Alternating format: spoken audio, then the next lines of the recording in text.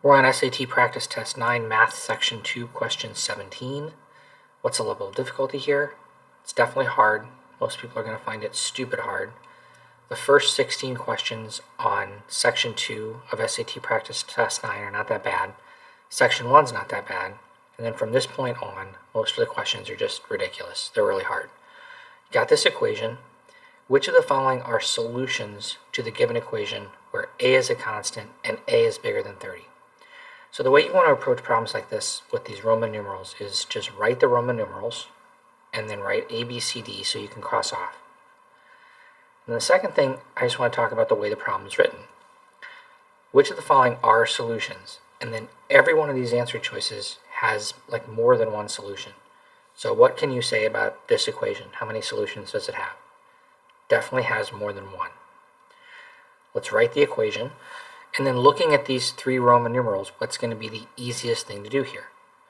Well, the easiest thing to do here is definitely Roman numeral 3 because it's saying which of the following are solutions. Solutions are what the x is, a is a constant, and 3 is suggesting that, hey, maybe a solution is 29. So let's just see if x can be 29. Every time you see an x, put in a 29. That side 0 equals 29 minus a times 29 minus 29, which is 0.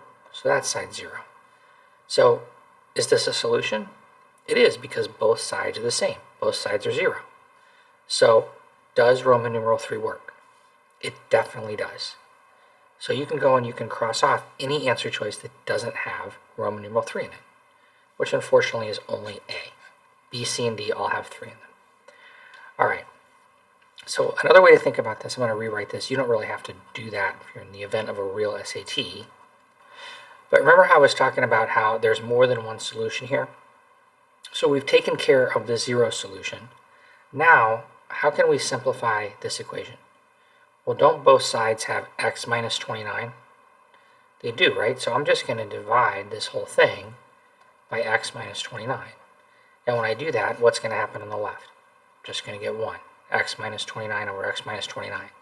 And what's going to happen over the right, on the right? I'm going to get x minus a.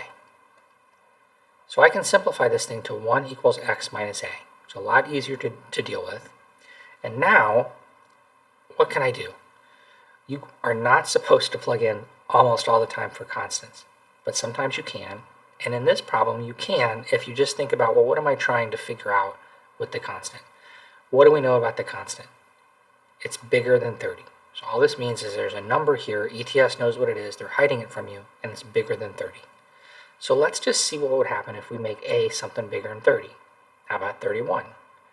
If we did that, we have 1 equals x minus what? 31. And then what would x be? X would be easy, it'd be 32. Well, what can we figure out here?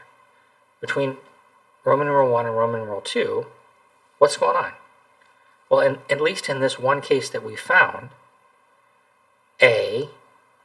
x is a plus 1, isn't it? What's going to happen if you make a 100?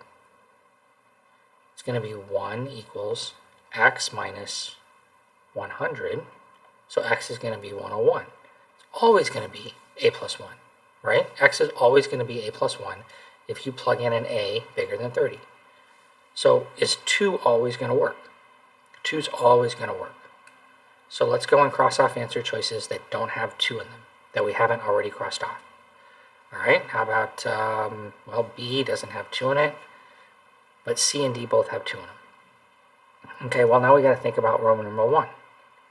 And really, you're pretty much done here, because the solution, if you make A a constant bigger than 30, if you make it 31 or 100, it's always going to be a plus 1. X is never going to be the same as a. You can't make it the same as a, so you just say, man, it's got to be C.